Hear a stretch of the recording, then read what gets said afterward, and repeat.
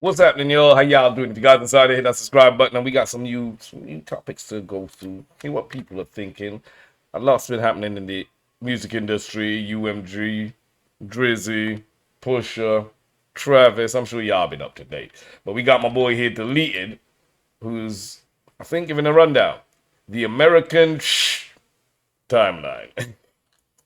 So let's go. Let's see what you say, man. Bless it up, So, man. did Drake diss America too? Since he said it in this song that Travis snake Pharrell on. Yeah, act like you love this American but really the truth is you're scared of the six. Yeah, Drake said that. He rapped that bar with his whole chest. He seemed to Okay. cause a lot of ruckus with that one verse. And now that Pusha has everyone's attention, since so be it. You cried in front of me, you died in front of me. Calabasas took your and your pride in front of me. People are going back to listen to Meltdown, trying to figure out what caused Pusha T to verbally drop kick Travis Scott in the neck. So what did Drake, Drizzy, the sensitive queen, mean by this? Yeah, act like you love this American Is that a jab at American culture that Drake seems to want constant validation from? Something that Kendrick pointed out. At the industry, at citizenship, this man was dissing passports with punchlines. But then Drake says this. You're scared of the six.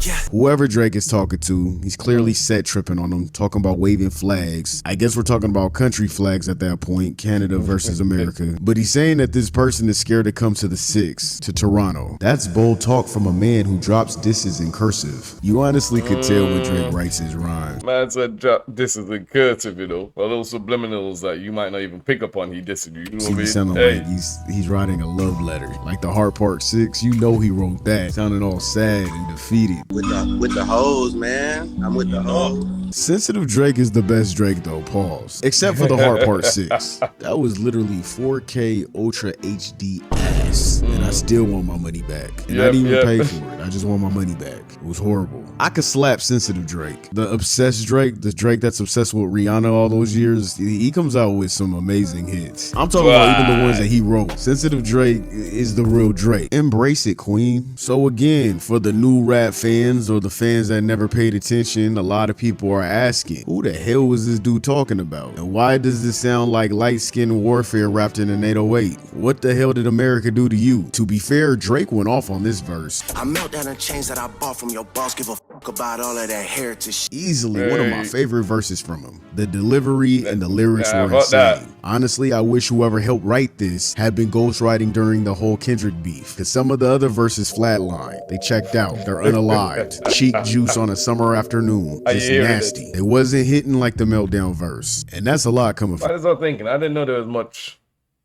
going on with Drake. I thought he kind of chilled, took a back seat, and then you hear all this UMG crap, all this suing stuff, rah rah. You know he in the background still brewing. He ain't over this. Me, because I'm a Ye fan. I look like I can't look.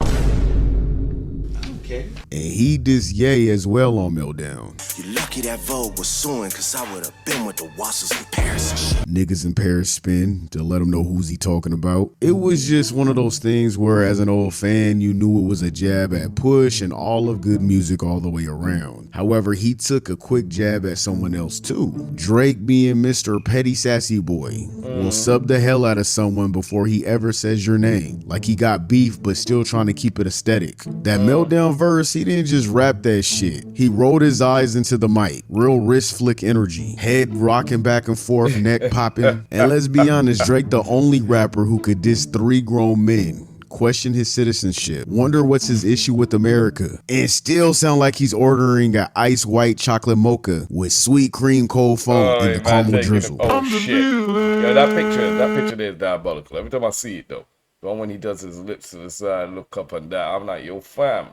there's sassy and then there's that. Oh, whatever.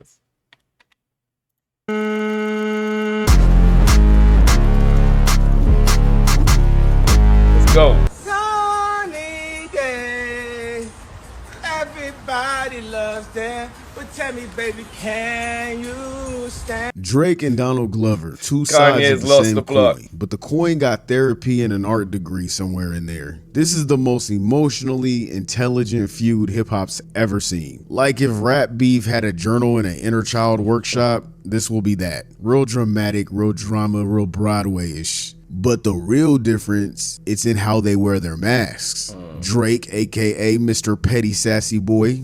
So I think that's what I want to call him from now on, Petty Sassy Boy. He's been cosplaying as a street certified rap demigod ever since he ditched Degrassi and started having ghosts writing his trauma. He wants that American street stamp so bad. It seemed like bruh trying to get jumped in just to be invited to the cookout. He raps like he has ops in every time zone. Meanwhile, Donald Glover, aka Childish Gambino, that man embraced being the weird, black, awkward nerd from the suburbs. He grew up in Stone Mountain, Georgia, not the hood, but definitely not a sitcom. One of the few black families in a white neighborhood, Jehovah Witness parents, and foster kids all over the place. Chaotic, yeah, but supportive, safe, and nerdy. And he never pretended otherwise. Childish didn't run from his non-street identity. He weaponized it. While Drake out here scrubbing actor off of his resume, Gambino's winning Emmys and rapping in anime references. They both didn't grow up in the trenches.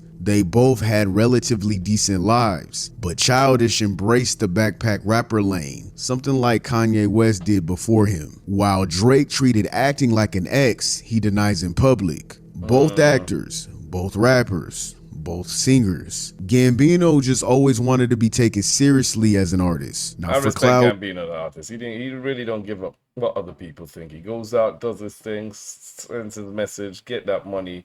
You don't hear from him. You know what I'm saying? So I'm like, yeah, Gambino all Not the for way. street points, but because being a nerdy black kid who writes scripts, sings, acts, and raps doesn't always fit neatly in the rap game's tough guy box. And that's exactly what makes this beef so weirdly poetic. Two completely different suburban kids, both obsessed with legacy. One has an identity crisis, pretending he's from somewhere harder than he actually is from. And the other one embraces who he is, but raps about feeling alienated from everywhere. Childish Gambino is what happens when a one-man band gets bored and decides to master everything. Bruh really said, man, I'ma act, write, direct, sing, rap, make a show. He's not the let me rhyme money with honey for 16 bars type of guy. His flows are diverse. Let him speak. I know I'm meek, but the mill's louder. Watch the throne, king's kill. When the prince feels power, it's the real deal. Holy feel, holy shit, holy grail, silver spoon, coon, young buffoon. Yeah, they know me well. I mean, respectfully, Childish has double entendres, social commentary, dumb smart punchlines, and still finds time to say something that makes you clutch your chest like, damn, why he cooked that hard? Classics, yeah, he got those, because the internet is literally a time capsule for weird kids with Wi-Fi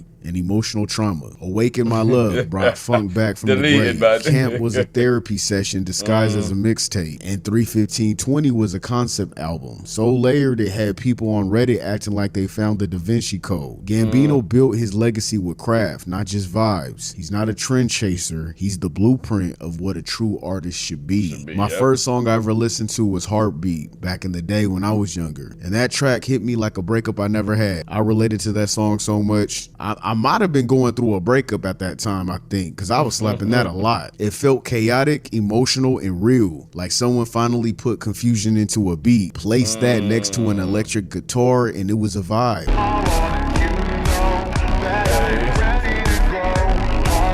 And I only know a few of 2011, Gambino's Childish songs song too. Break All of the Lights. Childish would say, You can't go ham. You's a Jewish nigga. an obvious nod to Ye and Hove, and take a shot at Drake. You see, Ham is Jay-Z and Ye's song off of Watch the Throne, which Jay-Z actually disses Baby, aka Birdman, on. I'm like, really, half a billion, nigga, really, you got baby money. Wayne the best, he do the most, and he make the most money. I don't think no nigga in the business make more money than us. And so how could you be the best if you don't make the best money, the most money? I'm like, really, half a billion, nigga, really, you got baby money. We from Cash Money constantly saying Weezy has more money than Jay-Z. As far as money, I mean, right, we can determine that. Right, we would have to see your bank accounts and things of this I have no nature. problem, but it's gonna cost. I feel like I have to keep going back to this clip. This is like my third time using this clip in a row, but let's just run it back. You know that we still got. Yeah, and that was before Jay bailed out Lil Wayne. So all that thought there, and you see what happened in the end. Like, you know what I mean? Yes, you still got to do Heard that some album. other guys are coming out with the album too. There's two other guys that are coming out Okay. together. two other rappers that are coming out with an album together. I don't know where they got that idea, but So then we get to 2008. So we going back 2018, over. yeah, room like that. That's petty history. So it's really Gambino versus Drake on this one, you know. But Drake is like, I guess, I don't know if he's reigniting old feuds, because my attitude is, you can't be having beef with nobody. You can't be having beef with Gambino. You can't be having beef with T-Pain. For real, for real. For real, for real. We having beef with Pharrell. Like, I'm just, man, until you respond to K-Dot, or even Pusha T's first one, until you be answering the main guys, you can't be trying to look beef. You can't be pick and choosing beef. You know what I'm saying? There ain't no pick and choose situation, bro. Man, nothing you do, you gotta deal with it. Yeah, and if you don't deal with it, you don't try to wait till they walk off to go down the fucking road to knock on somebody's door to be the bully, try to act like, yeah, I'll have beef for you because somebody had beef for me and I couldn't deal with it, so now I'm here to get mine back. Man, get the out of here, man. For real, man. It's just kind of a, bro, you need to go sort out what you got there. And you trying to take it through the courts, trying to deal the pussyfoot way out. You know what I'm saying? But you can't be trying to have no issues with anybody else in the industry until you sort out your previouses, mate. That's what it is. You know what I mean? But yeah, let me know what you guys think. Hit me down in the comment section, and I'll see you on the next one. Take care. Be blessed.